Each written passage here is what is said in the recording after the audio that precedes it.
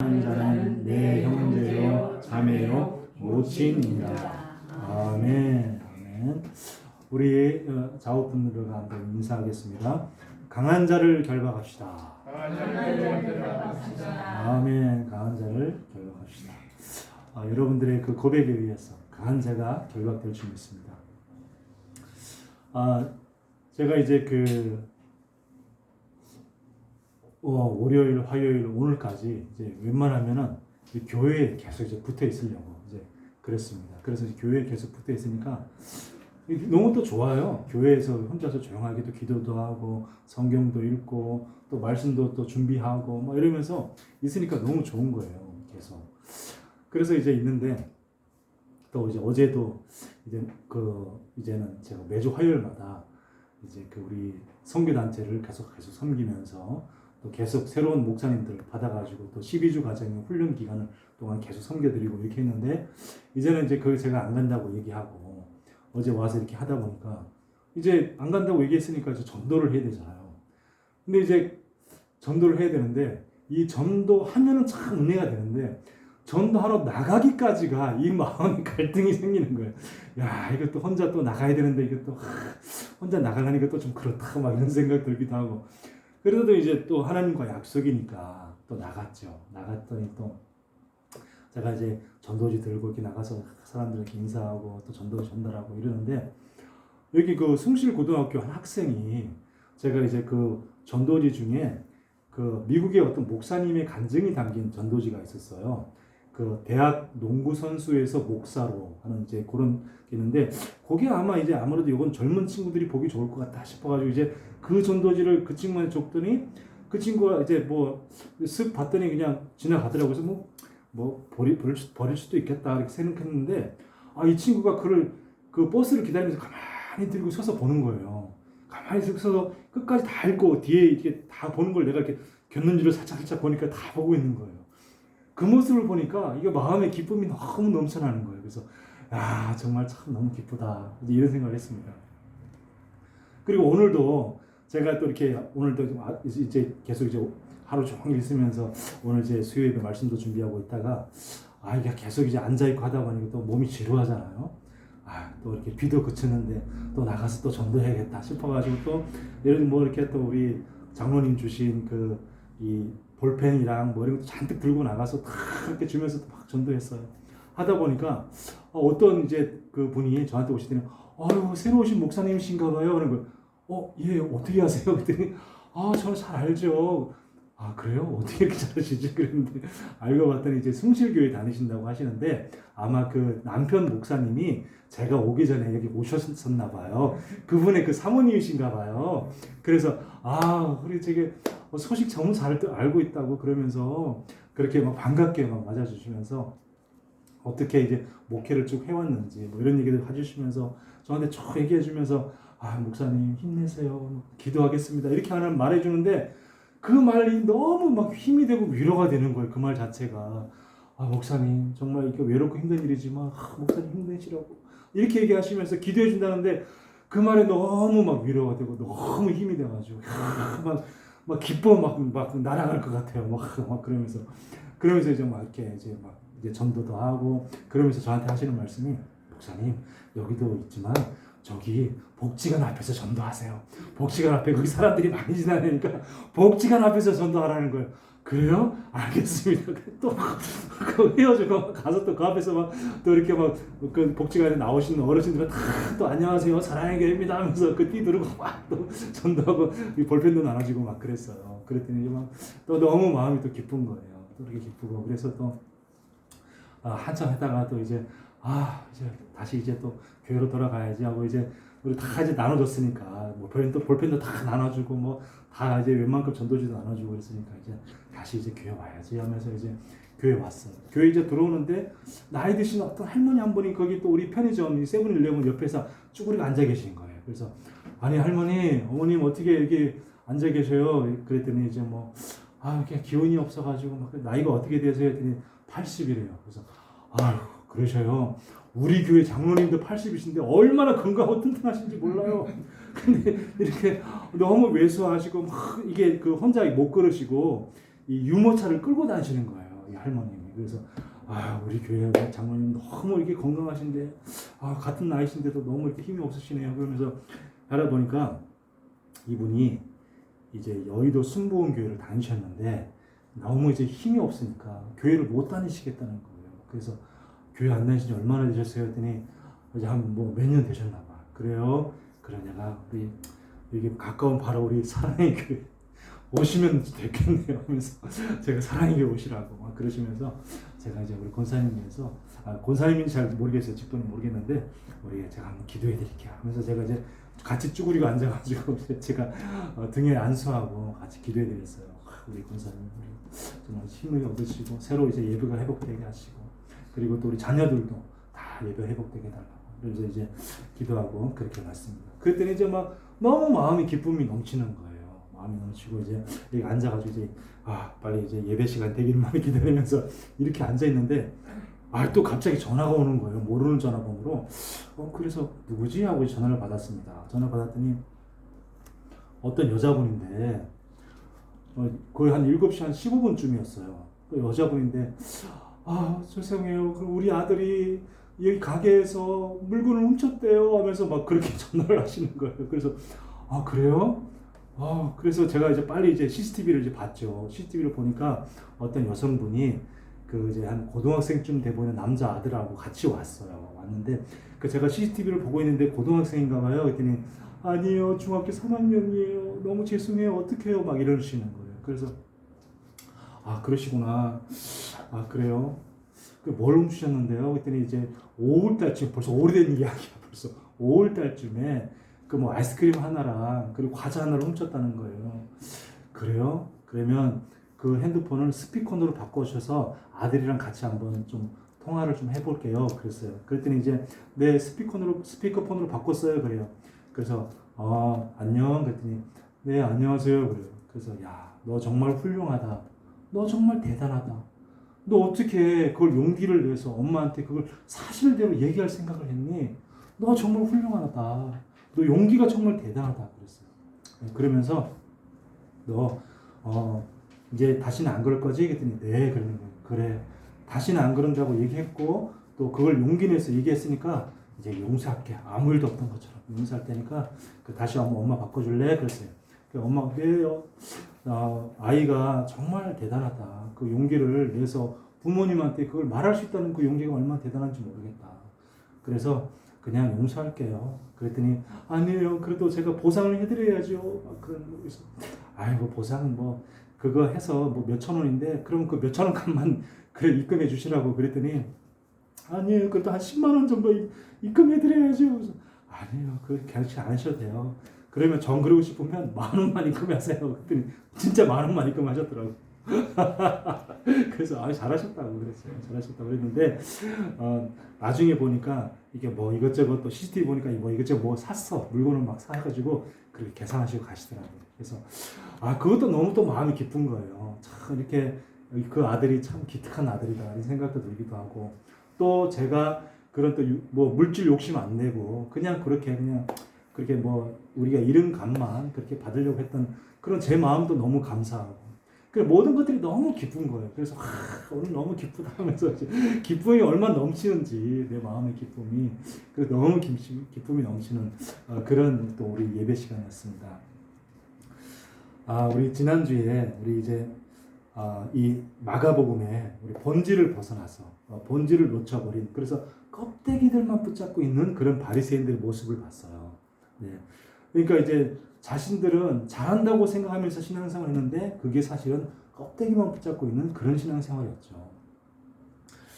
그러니까 막 하나님의 말씀보다 자기들이 만들어 놓은 그런 전통과 유전 이런 것들을 말씀보다 더 중요시하는 그런 모습들을 보면서 참 이 사람들이 정말 참 이상하게 신앙생활한다. 오히려 좀 엽기스럽기가 하다. 막 이런 생각이 드는데 우리도 그럴 수 있습니다. 혹 내 생각이나 내 고집 혹은 내 철학 이런 것들을 갖다가 하나님의 말씀보다 더 중요하게 생각하고 더 앞세울 수 있는 그럴 수가 있다는 거죠.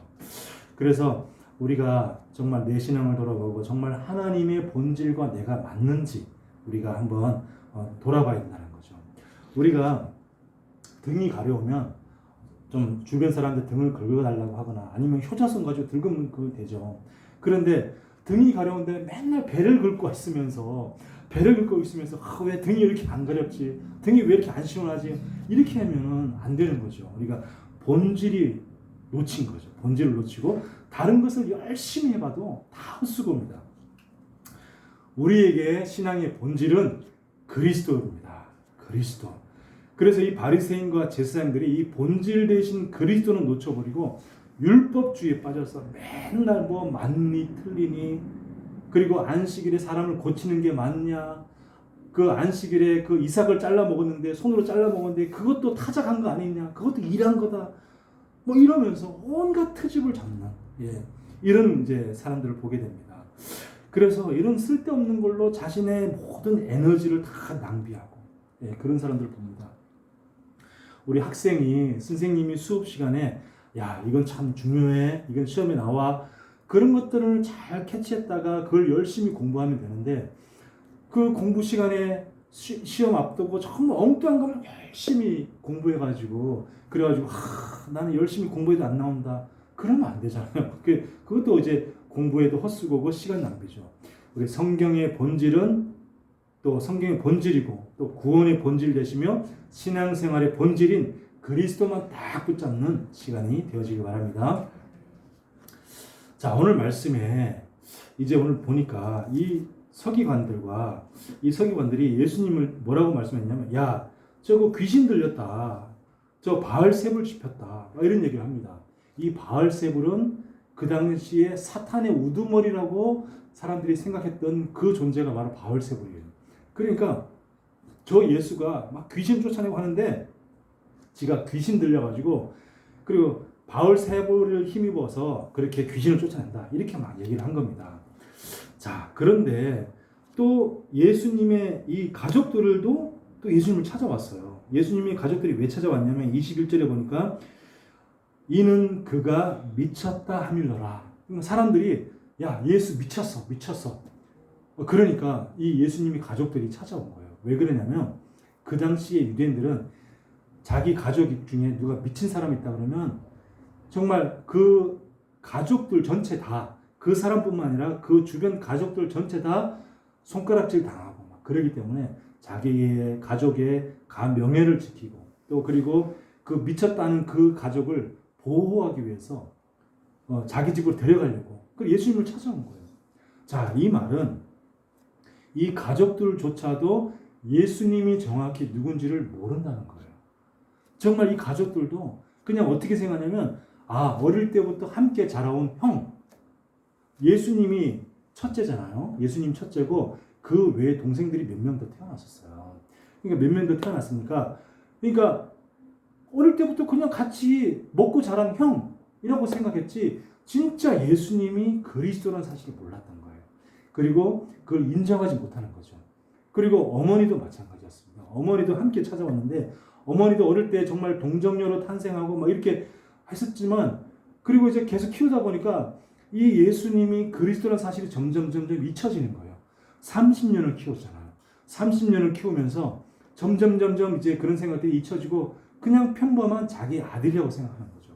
그러니까 예수님이 이제 30살 때 본격적으로 공생애를 시작하는 그동안은 우리 아들이 이상하다, 왜 저러냐 이렇게 생각하는 겁니다. 그러니까 그 예수를 사람들이 미쳤다고 그러니까 야 우리 아들 미쳤나 봐, 그 빨리 데리고 와서 우리 집에다 빨리 잘 돌아다니지 못하고 사람들한테 욕먹지 못하게끔 잘 가둬놓자, 이렇게 하고 찾아온 거예요. 그러니까 어떻게 보면 이 서기관들이 예수님을 저 미쳤어, 저거 지금 바알세불 집혔어 라고 말하는 거나 가족들이 예수를 미쳤다고 말하는 거나 어떻게 보면 비슷한 영적인 상태인 거예요. 비슷한 영적인 수준인 거죠. 그런 상황인 겁니다. 자, 그래서 이 서기관들은 어떤 사람들이냐면 그때는 인쇄술이 없잖아요. 이 책을 갖다가 막 이렇게 인쇄해서 막 만들어내지 못하잖아요. 그러니까 이 서기관들은 어떤 사람이냐면 이 성경을 갖다가 한 글자 한 글자 다 일일이 다 필사를 해가지고 그렇게 해서 또 성경을 또 만들어내는 그런 사람들이었습니다. 그러니까 성경에 대해서 굉장히 능통하죠. 성경에 대해서 능통하면서도 그러면서 그 능통한 성경 지식을 가지고 사람들을 가리키는 그런 사람들이 바로 서기관이었습니다. 그러면 이 서기관의 시초가 누구냐? 바로 구약의 에스라 선지자였어요. 에스라 선지자, 그러니까 이 서기관을 성경에 보면 다른 표현으로 율법학자 혹은 율법교사라고 얘기했어요. 그러니까 이 에스라가 율법학자였거든요. 그러니까 이 에스라가 다시 그 바벨론에 포로되었다가 돌아왔을 때에 그 많은 이스라엘 백성들을 모아놓고 율법을 가르쳤습니다. 그러니까 그런 사람들이 서기관들인데 이 성경 지식이 농통하고 그런 사람인데도 불구하고 정작 이 성경의 주인공인 예수 그리스도는 몰라보는 거죠. 자기 앞에 그리스도가 왔는데도 불구하고 그 성경이 능통했으니까 성경의 구약에 그렇게 오랫동안 수많은 여러 가지 단어들로 예언된 사람이 바로 그리스도가 앞으로 올 거라는 것을 알고 있거든요.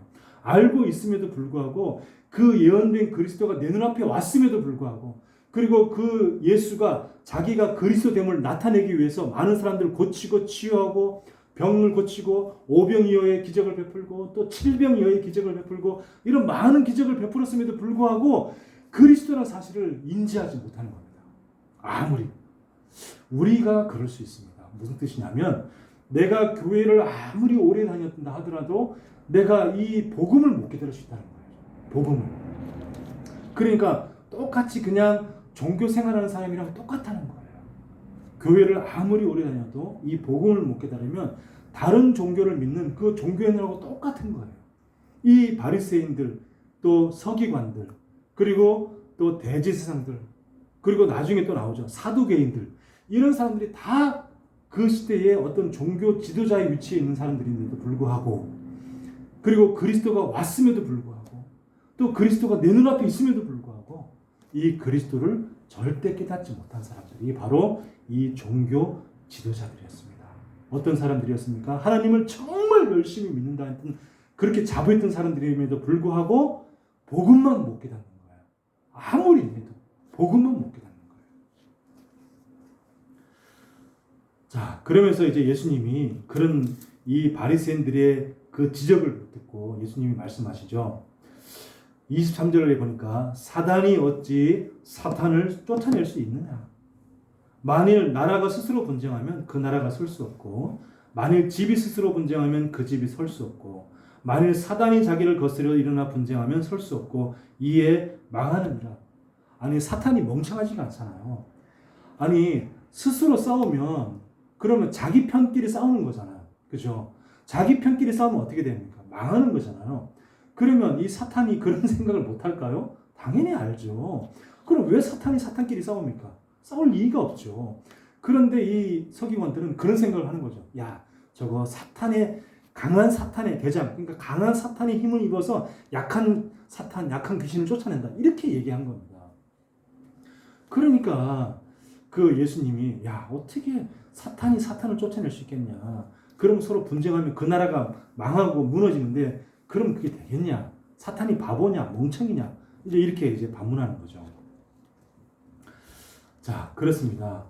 그래서 예수님은 이 사탄을 쫓아내고 귀신을 쫓아낸 것은 바로 예수님의 사역 자체가 사탄의 능력이 아니라 하나님의 통치가 임했음을 증거하는 것이죠. 사탄은 인간을 죄와 저주, 지옥 배경에서 묶어둔 강한 자입니다. 이 강한 자. 그 예수님이 뭐라고 말씀합니까? 27절에 사람이 먼저 강한 자를 결박지 않고는 그 강한 자의 집에 들어가 세간을 늑탈치 못하며 결박한 후에야 그 집을 늑탈하리라 그랬습니다. 예를 들어서 도둑이 우리 김종철 장로님 집에 들어가서 물건을 훔치려고 하면 그 집에서 제일 강한 자가 누굽니까? 아니 우리 낙원 형제가 제일 강하겠네. 낙원 형제가 제일 강하겠네. 하여튼 간에 우리 장로님이든 우리 낙원 형제든 제일 강한 자를 결박해야지만이 그래야지 거기 물건을 훔칠 수 있죠. 그죠? 예수님이 비유는 그겁니다. 그 집안에 어떤 물건을 훔치려면 그 집안의 가장 강한 자를 결박해 놔야지 마음 놓고 물건을 훔칠 수 있지 않겠냐. 그런 말씀이죠. 그러니까 이 예수님은 사탄보다 더 강하신 예수님께서 이 땅에 오셔서 십자가와 부활로 사탄의 머리를 완전히 깨뜨리시고 사탄을 결박시켰기 때문에 우리는 그분의 이름으로 사탄에게 잡힌 자를 건져낼 수 있는 겁니다. 그러니까 이 말은 뭐죠? 그 세간을 느타낸다는 말은 사탄에게 붙잡힌 영혼들을 말하는 거죠. 그래서 우리가 계속 금요일 예배 때마다 우리가 그 영혼들을 놓고 기도하는 이유가 뭐냐면 그 영혼을 잡고 있는 강한 자를 먼저 결박시키는 겁니다. 그래서 그 결박시킨 다음에 그 강한 자가 결박되면 그 영혼을 우리가 건져내는 거죠. 그 영혼을. 이스라엘이 강한 자 바로 왕에게 붙잡혀서 430년간 노예되었습니다. 그때의 어린 양의 피 대신 예수 그리스도의 십자가로 바로 왕이 결박당했을 때에 하나님의 세간인 이스라엘이 노예의 저주에서 해방받게 되었습니다. 자, 그래서 이 그리스도의 대속에는 인간이 짓는 모든 죄와 모독을 용서할 만큼 완전한 능력이 있는 거죠. 그래서 28절에 내가 진실로 너희에게로니 사람의 모든 죄와 무릇 회방하는 회방은 사하심을 얻되 그랬습니다.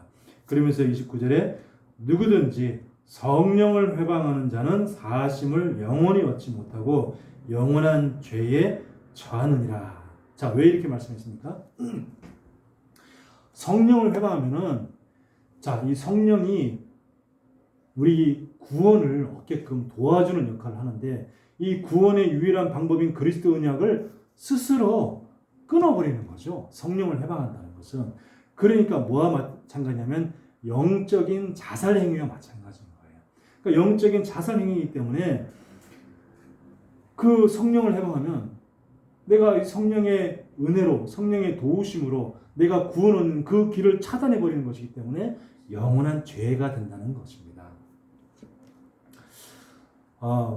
이 이스라엘 백성들이 구약에 그 광야에 있을 때에 이 불뱀이 물려가지고 다 죽게 되었을 때에 하나님이 모세를 통해서 놋뱀을 만들어서 매달라 그랬습니다. 그러면서 누구든지 저 놋뱀을 보는 자는 다 치유함을 얻는다 그랬어요.